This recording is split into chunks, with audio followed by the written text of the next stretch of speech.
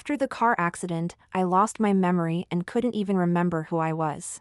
In a panic, I could only find a contact labeled husband in my phone and call. Darling, I choked up. Please come to the hospital quickly.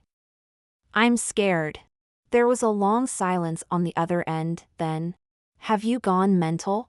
I cried miserably. You know my brain's been damaged. Why aren't you coming? Don't you love me anymore? On the other side, Henry was shocked. Later, I learned from others that Henry and I weren't married at all, but sworn enemies who couldn't stand the sight of each other. Yet the man pulled me into his arms and kissed my ear. Don't listen to them. It's just nasty gossip. Who will you believe, them or your husband? Ding! This novel reminds you to click the subscribe button in the bottom right corner to read the complete novel. The man sat in the hospital room, staring at me intently. Come closer, I'm scared, I said. Darling. Henry's face darkened as he approached me. He turned to the doctor with a sour expression and asked, Are you sure she's just lost her memory and hasn't gone mad? I pouted in displeasure and reached for his hand. If you keep talking like that, I'll really get angry. The moment our fingertips touched, Henry's body noticeably stiffened. I slipped my hand into his palm, feeling it envelop mine completely, and gently caressed it. It's so warm, I smiled at him. Darling, I want to leave the hospital. Since the car accident, I had been in the hospital for over a month. My body had mostly healed, but I had completely forgotten my past, not even knowing my own name. All I knew was that the man before me was called Henry Richardson and that he was my husband. The clues were in my phone. His contact was saved as Darling, there were our wedding photos in the gallery, and various gift order records with to Henry Richardson as the note. Most importantly, this man was exactly my type. With his dark eyes and thin lips, a tall and elegant figure, and those deep, rebellious eyes. If I had known him, there's no way I wouldn't have pursued him relentlessly. Since learning about my memory loss, Henry, though unable to accept it, had been coming to the hospital room every day without fail, following up with the doctor on my condition. Looking every bit like a husband doing the laundry with a cold face after quarreling with his wife. I firmly believed he was my husband. We had probably just been going through a rough patch recently. Besides, he was the only person I knew now, the only one I could rely on. I want to go home, I said. I sat on the bed, my face pale, feeling warmth only where my skin touched Henry's palm. I nestled into his stiff embrace, craving the contact. Can you take me home, Henry? I'm scared. I want to go home. Henry's whole body trembled. Don't know how long, I felt a gentle caress on the top of my head. The man's voice was resigned, with a barely perceptible hint of caution. All right. With Henry's help, I learned that my name is Celia Turner. My parents passed away early, leaving behind a huge inheritance. I have a brother abroad managing the family business, but we don't get along well. My daily routine consists of extravagant spending and living off my inheritance. So what's my job? I asked. Henry gave me a look, half smiling. Job? Miss Turner, who would dare hire you? I widened my eyes. So I'm just a housewife then? After saying this, I felt a bit embarrassed. In my mind, I imagined a possessive scenario where Henry, out of jealousy, wouldn't let me leave the house and I'd have to obediently wait for him at home. So you care for me that much, not even letting me work outside. But darling, even if I did go out to work, I wouldn't flirt with anyone. Don't worry, I love you the most. Henry was clearly at a loss for words at my wild imagination. He looked troubled. Celia, what on earth are you thinking? Thinking about you, I blurted out. Henry's expression grew even more complex. Henry took me to my own flat, but I couldn't remember the password. What about fingerprint or facial recognition? To our surprise, the flat only had a password lock, no fingerprint or facial recognition. Henry, shocked, looked at my pitiful state and finally sighed. After leaving the hospital, I only had a mobile phone with me, not even an ID card. Henry said I lived alone, and I guessed we must have been separated for quite some time. I couldn't help but wonder what my former self was thinking, leaving such a handsome husband and living alone in such a big flat. How cold and lonely it must have been. I tugged at his sleeve. Darling, can't we go back to your place? I mean, our home. I don't want to live alone anymore. Henry looked at me, his gaze filled with complexity I couldn't understand. He remained silent for a long time. Just when I thought he was going to send me to a hotel, he finally spoke. His voice was hoarse, as if he had made a decision. Celia, you said this yourself. Don't regret it later. I beamed with joy, wrapping my arms around Henry's neck and coaxing. Are you taking me home? Darling, I'm sorry. I'll never make you angry again. Please don't leave me. A strong hand wrapped around my waist, and Henry's warm breath carried an invasive quality. He pulled me close forcefully. And you can't leave me either from now on. I won't. I thought Henry was still upset, so I obediently kissed his cheek.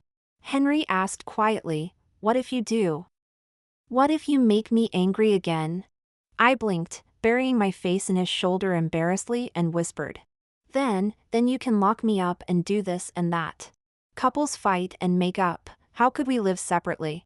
Make love if there's love, make hate if there's hate. That's the foundation of a long-lasting relationship. Henry laughed, his chest vibrating with a low rumble. All right, you said it. Don't cry when the time comes. I was feeling smug, thinking I had saved my marriage with my handsome husband from the brink of collapse. But I failed to notice the deep, hidden look in Henry's eyes as he held me. Our home was spacious, with an open-plan layout spanning 2 floors, minimalist in style but lacking a personal touch. I suspected we had been living apart for quite some time, as there was no trace of me in the house, not even a pair of slippers or a toothbrush. There were only Henry's belongings were present.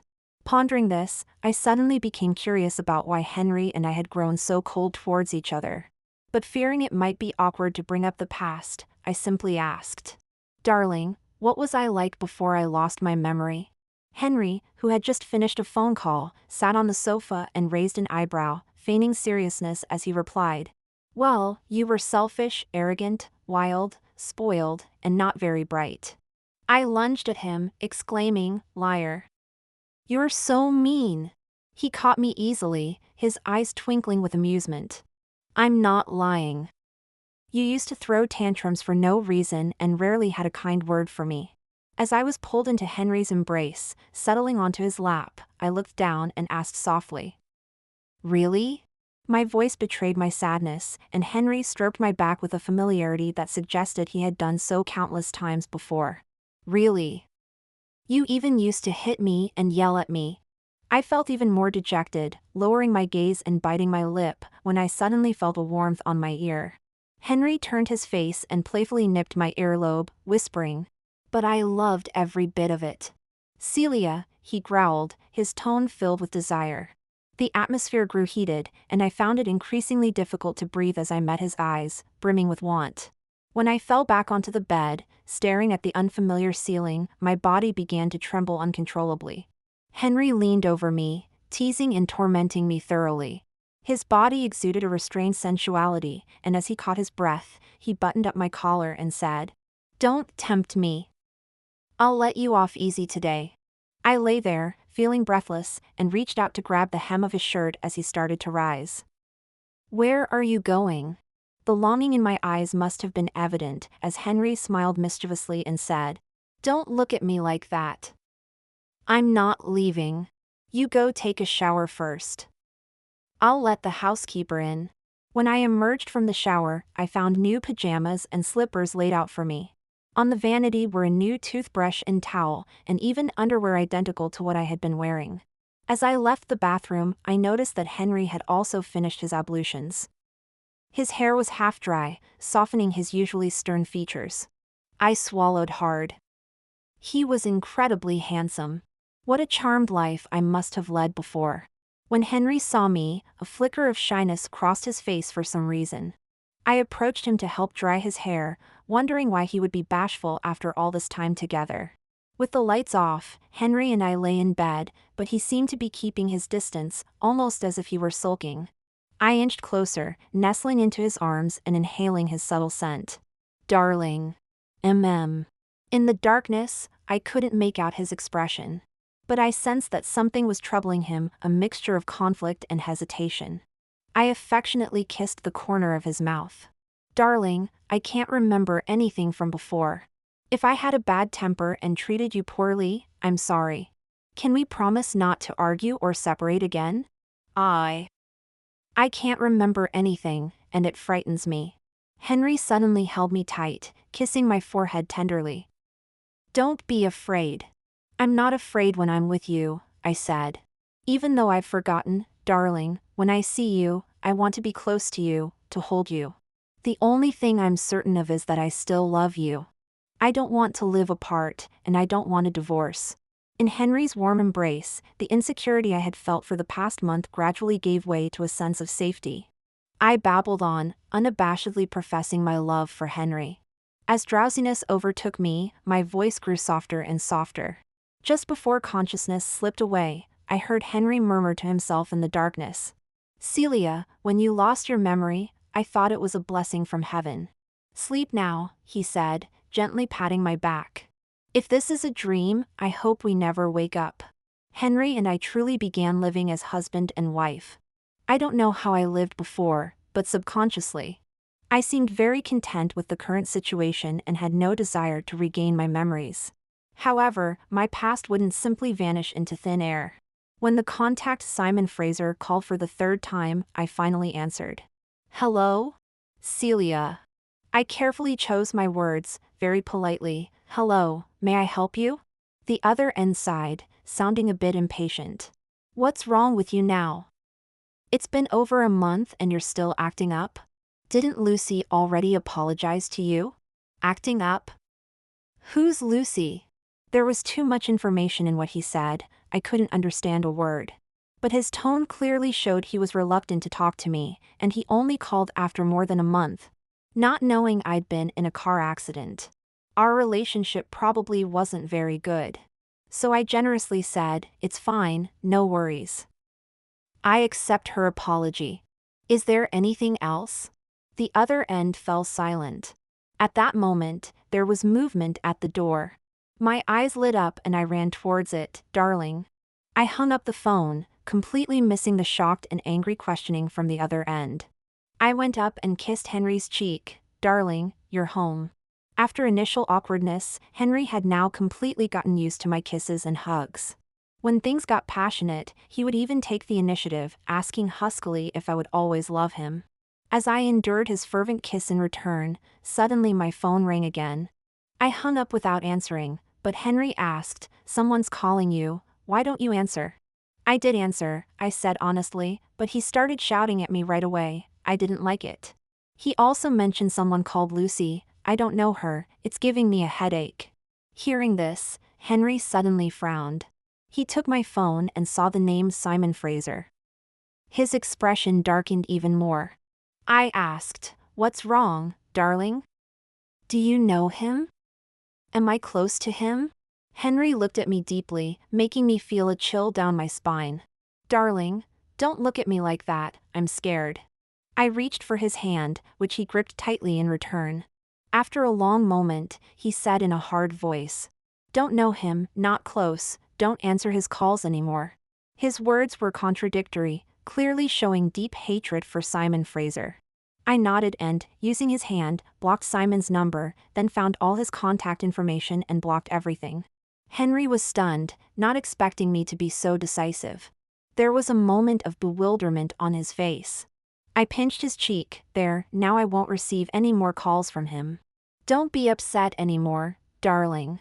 Suddenly, my body felt light as Henry carried me towards the bedroom. His gaze was fixed on me like a wolf's, his breathing heavy.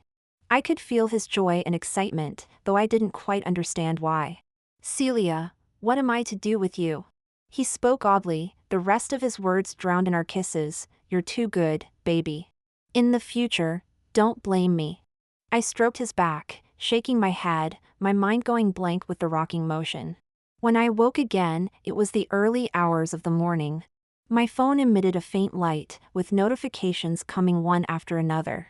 The contact Ellen pretty girl was sending messages explosively. I scrolled up to read. I'm finally out of jail.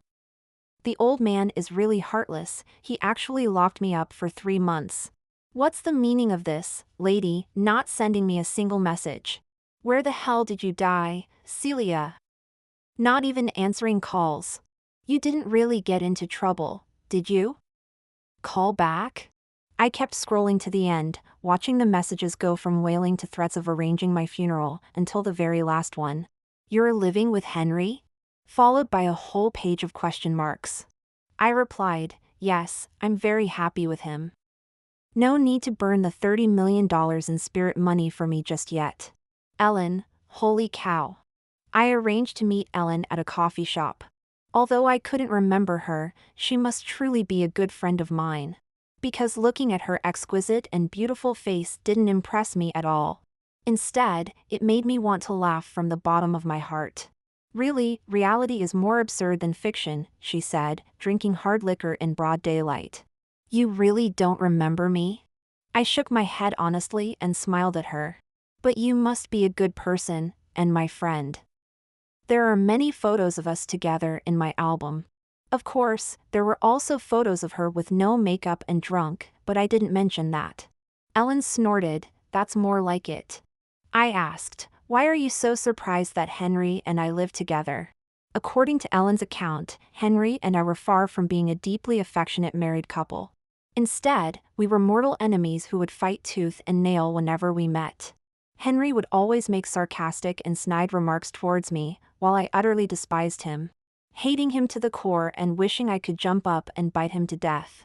If that's the case, why did we get married? Ellen looked surprised. Who told you that you were married? With each sentence she spoke next, my eyes grew wider. You and he were engaged, but for some reason you suddenly changed your mind. Disappeared on the day of the engagement party, embarrassing both families. Your brother was furious too. Since then, Henry didn't want anything to do with you, but every time you saw him, you were livid. You always tried to provoke him, and also. I asked, and what? And you went after the Frasers, Henry's rivals, getting together with Simon Fraser. Ellen frowned at the mention of Simon Fraser. Although you said you didn't really like Simon, you pursued him too convincingly, sis. Even Lucy dared to throw tantrums at you. She continued, exasperated, didn't Lucy ruin the dress your mom left you last time? Did you get back at her? Damn, just thinking about it makes me angry. She's such a typical homewrecker. I beat her up every time I see her. Seeing how she was defending me, I felt touched. But in her description, I seemed like such an idiot. Calling off the engagement at the last minute, offending the Richardsons. Driving away my own brother, shamelessly chasing after someone else only to be humiliated. Ellen saw my embarrassment and patted my shoulder solemnly. Darling, every cloud has a silver lining. Your judgment in men was terrible, but now you've got a fresh start with a new mindset. Dump Simon and tell him to get lost. As for Henry, move out of his house quickly. If you provoke him again, not even God can save you. I suddenly asked, what was my relationship with Henry like before I called off the engagement? Ellen paused, thinking for a moment. It seemed not bad. At least not as antagonistic as now. I pondered, thinking there must have been a reason for my sudden change of heart, but my mind was blank. I really couldn't remember. Seeing my silence, Ellen's eyes widened. Celia, you're not thinking of getting back together with him, are you? She warned me as if she'd seen a ghost. I don't know why, but you used to hate him with a passion. There must have been a reason. Don't be foolish. You've lost your memory now, so you can coexist peacefully with him. I'm afraid that when you remember everything, you'll regret it and won't be able to escape. Ellen said gravely, he's not an easy person to deal with, Celia. When I got home, Henry was sitting on the sofa, not saying a word. The living room was dark, and I was startled. I stood in the entryway, remembering Ellen's warning to me earlier that evening, and hesitated to move. Henry's face was expressionless, but his eyes were even darker and more intense than usual. He beckoned to me, come here. I blinked, not moving. Henry raised his voice, containing barely suppressed fury. Come here, darling. Don't make me repeat myself. I obediently walked over, suddenly pulled by a forceful grip, and fell into Henry's arms. He stroked my back, smiling as he asked, "You went to see Ellen today? What did you talk about?" His smile didn't reach his eyes, reminding me of Ellen's threats. "You chased after Simon back then, cheating on Henry. I still remember how mad he was when he came to the party to confront you. Sis, my poor nerves can't take that kind of scare again." She spoke as if she had narrowly escaped death. "Thank goodness you didn't do anything. If it weren't for your brother stepping in, we might not have made it out of there alive, along with that Fraser boy. You should break up with him quickly. I'll introduce you to some fitter lads, six-pack abs, handsome and cheeky. Exactly your type. What are you thinking about, The deep voice came as Henry bounced me slightly. Speak up. I didn't dare tell him I was thinking about handsome lads with six-pack abs, so I just shook my head. Nothing. Sitting on his lap, I said honestly, we talked about my past. Ellen said we weren't fighting, and we're not married. Henry listened without speaking, gesturing for me to continue. We don't really love each other, Henry. The change in how I addressed him made the man's face darken suddenly. He looked at me silently. And then? You're not my husband, and I'm not your wife. I pushed against his chest, slowly standing up. We shouldn't be living together. I want to go home. Before I could finish speaking, I suddenly felt the world spin as Henry pinned me beneath him. Backlit, I couldn't see his expression. I only heard him say viciously, with a hint of amusement, "Go home? Where's home?" "This is your home." He gripped my neck, his fierce kisses almost suffocating me. "I've let you go once, Celia. There won't be a second time." Henry's scorching breath fell on my neck.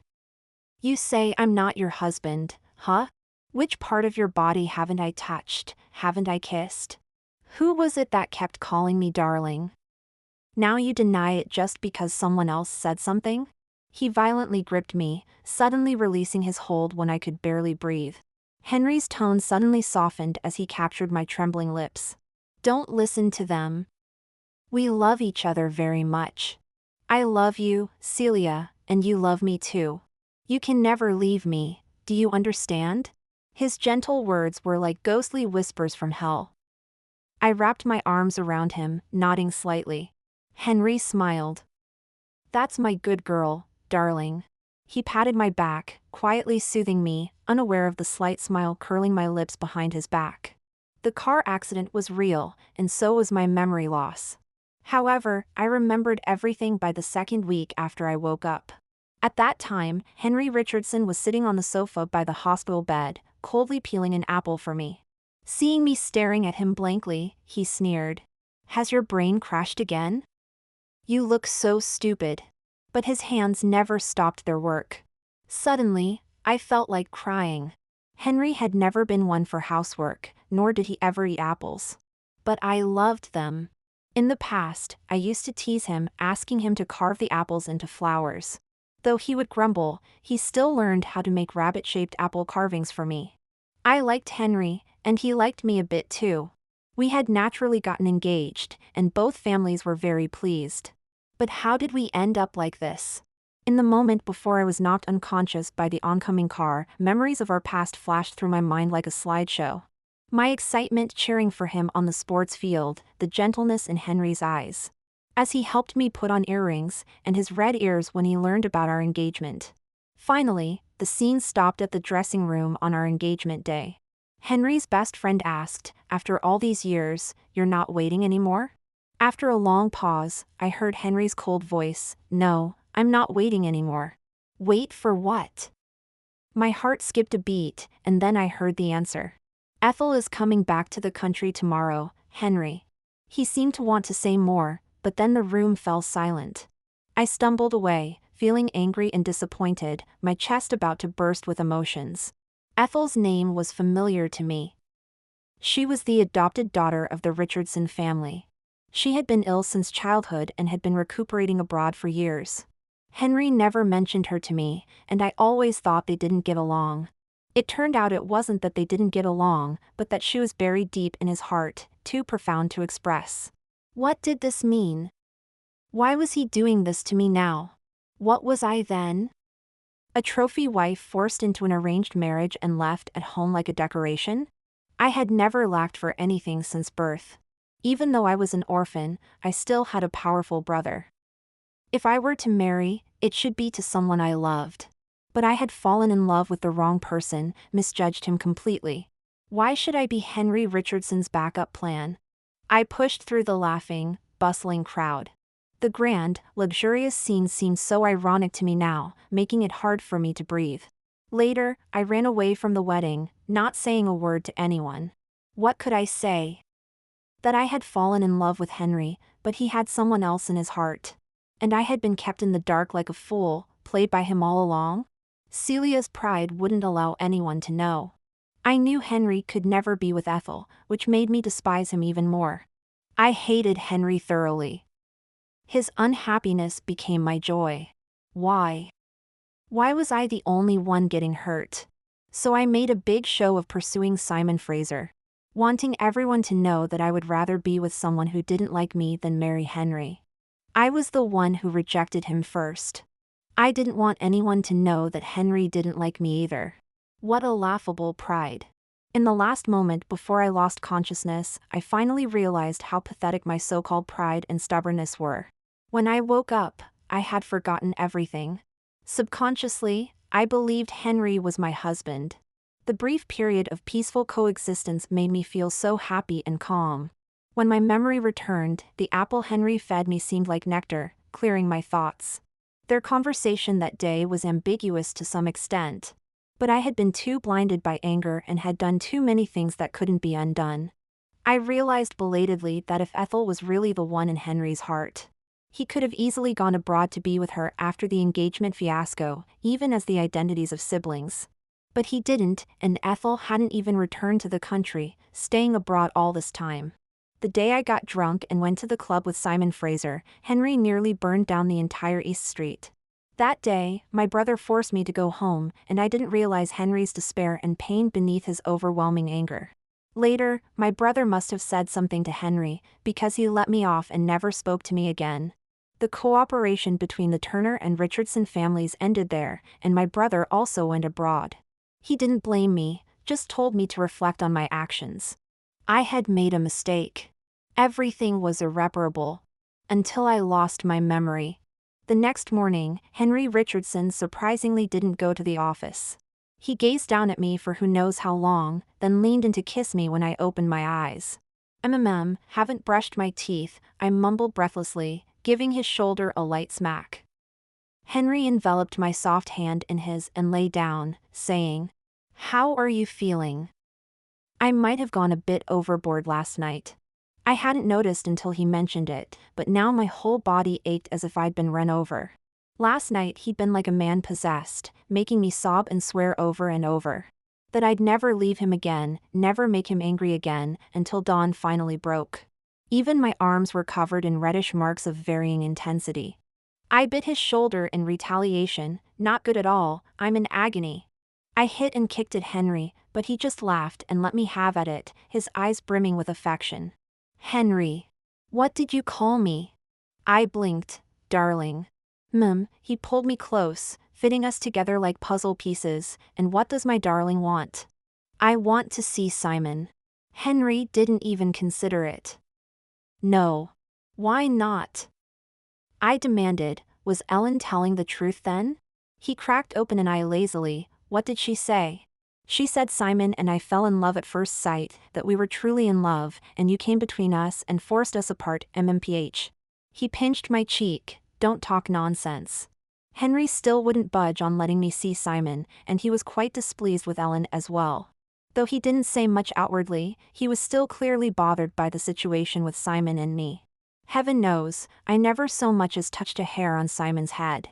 Simon was well aware that although I publicly declared I would have no one but him, allowing his sister Lucy to lord it over me using his name, we never had any physical contact beyond holding hands, even when alone together. But how could I explain this to Henry? After much deliberation, I decided the only way forward was to pretend I'd recovered my memories and come clean to Henry. Otherwise, judging by the way he glowered at me daily, one of these days when things came to a head, he might just swallow me whole without a trace. So I chose a lovely sunny day and booked a table at a private restaurant Ellen had highly recommended. Just in case Henry flew into a rage, there was a hot spring hotel upstairs, if all else failed. We could always resort to the time-honored marital problem-solving method of a good romp. What obstacle couldn't be overcome that way? However, despite all my careful planning, I hadn't anticipated the day would be so ill-fated. Henry and I ran into Simon and Lucy at the entrance to the restaurant. I silently chanted to myself, "They can't see me, they can't see me, they can't see me." But as I turned away, I heard Lucy's shrill voice, "Celia." Thanks to Simon, Lucy had always been outrageously rude to me. I'd been utterly compliant with Simon and turned a blind eye to her cold words and nasty attitude, letting her believe I was desperately in love with her brother and she could treat me however she liked. I should have known. How could such a clingy leech suddenly change her ways? She sneered, looking Henry and me up and down before turning to Simon. "Brother, no wonder she's not answering your calls. Since she couldn't catch you, she's gone crawling back to eat her own vomit." I frowned. "Did you forget to brush your teeth this morning? Your mouth smells like you've been eating shit." Lucy looked shocked, as if she couldn't believe I dared speak to her that way. She immediately flew into a rage. "I always said you were no good, fickle and false. My brother wouldn't listen, but no matter how well off the Turner family is, you're still just a..." Suddenly, her voice caught in her throat. Henry had stepped forward, his face expressionless but radiating the intimidating aura of someone long accustomed to power. "Just a what?" Lucy wanted to speak, but wilted under his predatory gaze. To my surprise, it was Simon who spoke up first. But he didn't say anything I wanted to hear. With a tender expression, he said, "Celia, I know you've lost your memory. It's all right." He seemed to be granting me some great pardon. "I'll give you time. Now, come here. I'll take you away." Henry actually laughed at Simon's domineering tone. He asked, "Take her away? Who do you think you are?" I shook my head as well, hiding behind Henry. This action clearly pleased him. The terrifying aura around Henry dissipated somewhat. But Simon suddenly said, "Celia, you told me you'd only love me for your entire life. Have you forgotten it all?" I stared at him in horror, racking my brain to remember when I could possibly have said such an outrageous thing. My right hand was suddenly gripped painfully tight. I nearly cried out. Henry's expression was beyond displeased at this point, and Simon kept provoking him. "You went with me to soak in the hot springs at Misty Mountain and watch the sunrise. You said you didn't like Henry at all, that you only got engaged to him for the company's sake. You said you couldn't bear the thought of spending your life with him, that's why you ran away. Have you really forgotten all of that?" I gazed at Simon in disbelief as he spouted this nonsense, a twisted look of satisfaction spreading across his face. "We've long been inseparable, unable to live without each other." His face full of tenderness, he said, "If you still don't believe me, darling, you have a butterfly-shaped birthmark on your shoulder blade. Don't you?" I was shocked. How did he know that? The pressure on my right hand suddenly vanished as Henry let go. His eyes were downcast. I couldn't make out his expression. Simon smiled triumphantly. "I'm not lying to you. I'm your real boyfriend.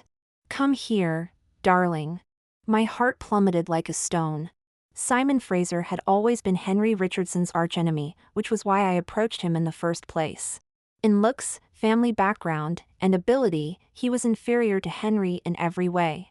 But when it came to me, he had found Henry's weakness and repeatedly flaunted it in his face.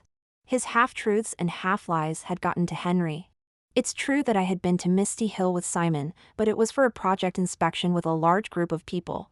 We returned the same day, let alone any nonsense about hot springs or sunrises. I had never mentioned Henry in front of Simon either. How could I possibly reveal my own scars to him? As for the birthmark, although I sometimes cover it up, there are times when I forget. People close to me all know about it, and Simon might have seen it by chance. But none of that mattered. His words painted a picture of intimacy between us. He wanted to provoke, even hurt Henry. And he succeeded. Henry was driving his sports car at breakneck speed, the engine roaring loudly. I instinctively gripped the seatbelt tighter and turned to explain to him. Simon is lying.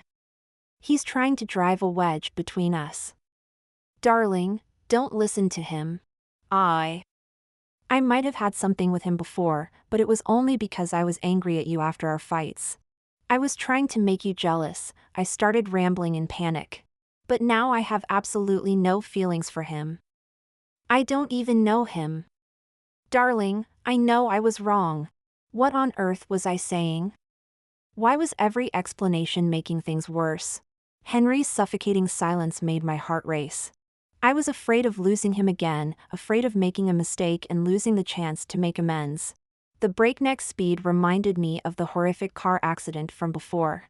Tears started pouring out. Henry, slow down. I'm scared. A sudden break threw me forward, then I was flung back, feeling dizzy. He's right, I looked up to see Henry's eyes bloodshot. Before you lost your memory, you gave up everything for him. You didn't want to get engaged. You didn't want me. Celia, maybe I was wrong. I shouldn't have taken advantage of your condition to keep you. I can't accept being abandoned by you a second time. No, that's not true. I shook my head, crying, and tried to hug him, but he avoided me. His eyes were so cold they could freeze me. I was practically wailing in the car. I don't like him at all. He's talking rubbish. I've only ever liked you. You were the one who didn't want me first. My mind was in chaos. I didn't even know what I was saying anymore. It was you treated me like a backup. I liked you so much. I was wrong, darling, please hold me. I've only ever liked you, I only love you. I know I was wrong. Henry coldly raised an eyebrow, is that so? How can I believe you? I froze, hiccuping with a bubble of snot. Henry pulled out a tissue and wiped my nose. I clung to his hand like a lifeline. It's true, really true. If you don't believe me, come home with me. I pulled Henry back to the flat where I used to live, frantically entering the passcode. Simon lied about living with me, I said, leading Henry on a tour. Look, everything here is mine. The clothes are all mine. I never let him come here. Henry nodded absent-mindedly, then pointed at a tall cabinet in my bedroom. What's this? I froze, reaching out to stop his hand from opening it. Henry raised an eyebrow. What, I can't look? No, I took a breath. It's not that you can't look. It's nothing important. If I can't look, then forget it, he let go, seeming very disappointed. My heart tightened, and I used his hand to pull open the cabinet. Inside were various unopened packages, neatly categorized from top to bottom: clothes, accessories, a dazzling array, all untouched. But they were all men's items. Henry looked at me. Who did you buy these for? A sense of shame washed over me, as if a long-buried secret had been exposed. I remained silent, but Henry pretended to understand. Oh, you bought them for Simon. No.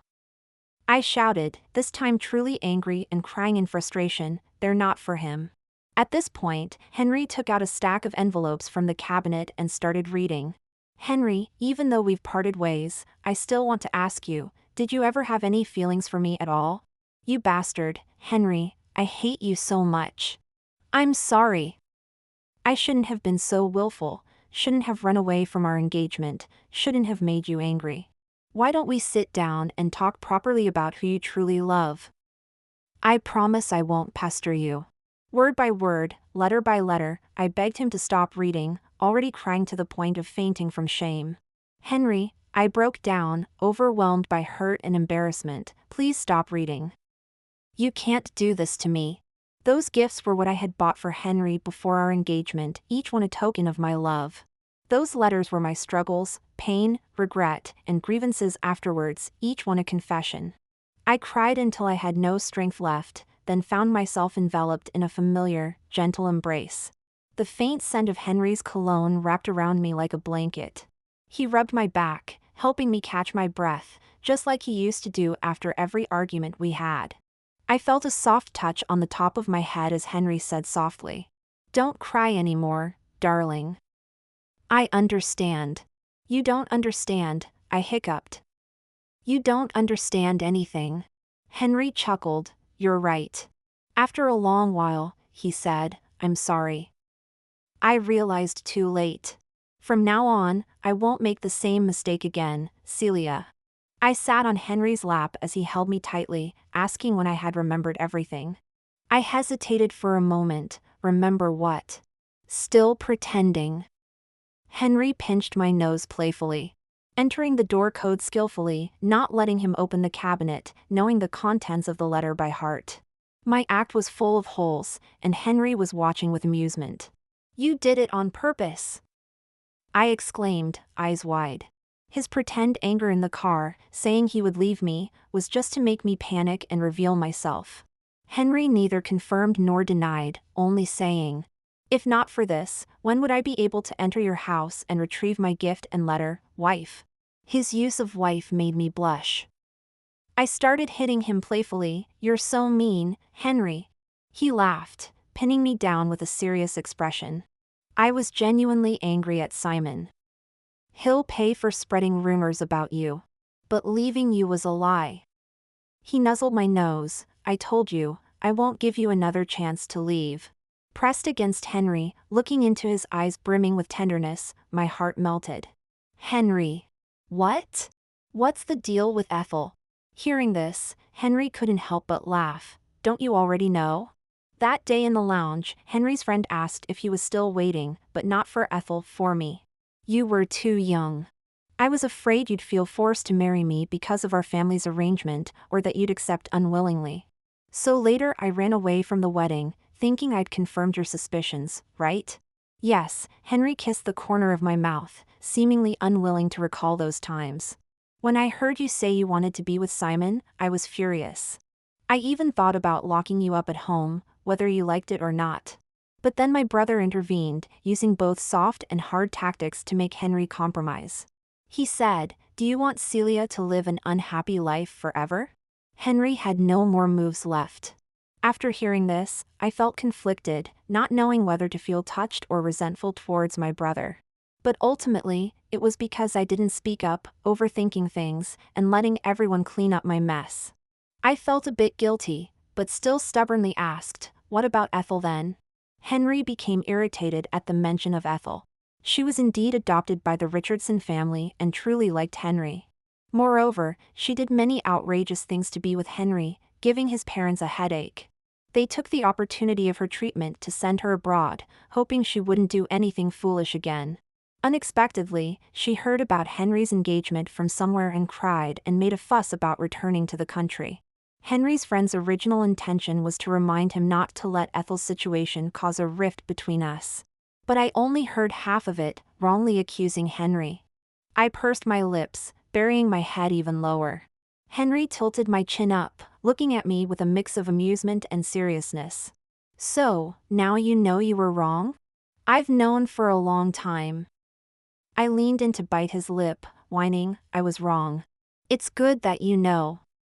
Henry held the back of my head, our lips and tongues intertwining. "If you do this again, I really will break your legs and lock you up at home." I pretended to be horrified. "You're a psycho, Henry." "What did you call me?" I leaned forward, smiling brightly. "Darling."